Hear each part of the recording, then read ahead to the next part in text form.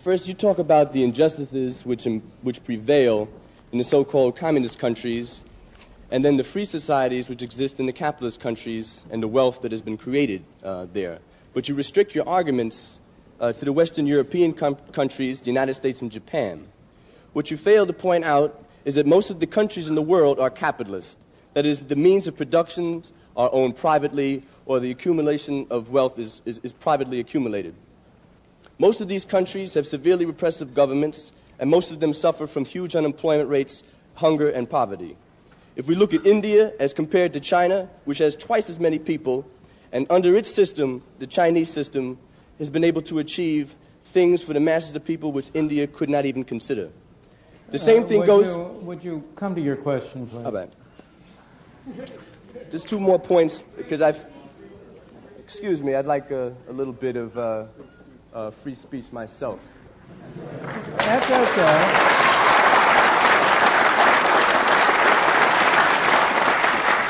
We don't want to deny you free speech. We just want to have as many people as possible. Thank you very much. And I think we've I agree with you, so let me finish. Sure. All right. The problem which a lot of us feel is, first, you did not mention, in terms of the countries you were pinpointing, such barbarous countries as South Africa and Zimbabwe. And in terms of giving your appraisal of the riches that have been accumulated in the Western so-called democracies, capitalist democracies, I would like you to give us an honest evaluation of just how these countries got so rich so quick, and that direct relationship of that to the fact that there were slaves that worked free labor, and the wealth that was created in this society being a direct product of that relationship, and also of the colonial relationships of the Western European countries and the wealth which they bled out of the people in their colonial domain. I will be glad to answer those questions.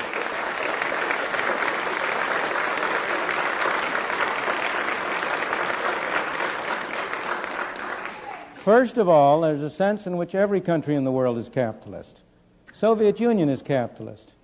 Every country in the world has large capital under control. And the real question is, of course, the organization whereby the capital is controlled. In the Soviet Union, it is controlled by the state or by officials of the state. In the second place, I have been talking for an hour. I would like to talk to you for 10 hours. In a full discussion, I would certainly agree with you that capitalism is not a sufficient condition for freedom. It's a necessary condition for freedom. I never said that wherever you had capitalism, you had freedom. I never said that. I never made that statement.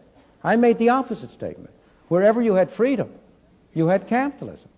Capitalism is a necessary condition for freedom, but not a sufficient condition for freedom. In addition, you need relatively broad access to capital and a relatively free market. Again, relatively. You need competition. I usually refer to it as competitive capitalism to distinguish it from certain kinds of systems which have been capitalist and have all of the bad qualities that you describe. In the second place, because I don't want to take too much time, to go to your final points. In the second place, it simply is not true that the enormous increase in the well-being of the free countries of the West arose out of slavery. Slavery was a blot on our scutcheon, there is no question. And of course, it was a disgrace to this country to have had slavery as long as it did. But if you take Britain, which did not have slavery, I'm going to go to the colonies, that's the next point. I'm trying to take one point at a time. The gentleman made two separate points. One had to do with slavery, and one had to do with colonies. Britain did not have slaves. Japan did not have slaves in the 100 years since the Meiji Restoration. Hong Kong today does not have slaves. And you ask yourself, if you want to know how people feel, ordinary people feel about different systems, you ask how they vote with their feet.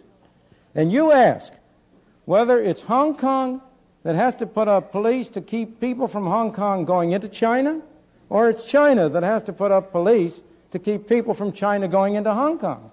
So look at the way people vote with their feet before you judge which society gives them better conditions. But in any event,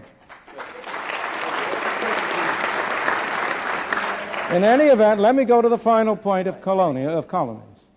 In the first place, it's not true that the wealth or the benefits of the West derive from exploiting the colonies. The facts are against you.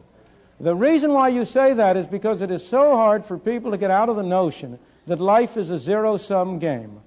They think if one man benefits, another must lose. But in a free market, both people can benefit. Now, if you take the case of Africa, the wheel had not been invented in parts of Africa by the end of the 19th century.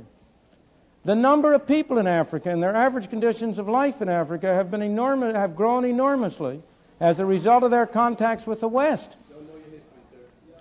Well, I would say you don't know your facts, sir. In the case of India, which is a very famous case, if you look again at the facts, all of the studies have shown that it cost Britain more to maintain India. These are some famous studies by Jacob Viner, which went into the details of it in great detail. Colonialism has always cost the mother country more than it ever gotten any direct or indirect economic benefits. So far as India was concerned, the history of India is divided into three periods. The period of British rule in the 19th and early 20th century, when there was very real progress in the standard of life of the people of India. The period of the 20s and the 30s, when there was a great struggle against Britain and for independence, when there was essential stagnation in India and there was no growth. The period since the creation of independence in 1948, when you have had a highly centralized government, when unfortunately it was Harold Lasky and not Adam Smith, who was the most respected intellectual figure in India, when the Indian people have lost, not improved, when the average amount of food and so on has been going down, not up. The people of India have been worse off under independent, non-colonial government than they had been before. So, colonialism. Well, first of all, do you have colonialism today? You have the classic colonialism behind the Iron Curtain. You have Russia, which is a master country. I mean, not the Union of Socialist Soviet Republics, but Russia, which is a master country with a great colony around it within the Soviet Union, in Poland, in Czechoslovakia, in Hungary. That's the great example today of your classic kind of colonialism. The United States, with trivial exceptions, has never been a colonial country. It did have Philippines. It had Philippines for a while. Cuba was not a colony of the United States. In any event, you need a sense of proportion.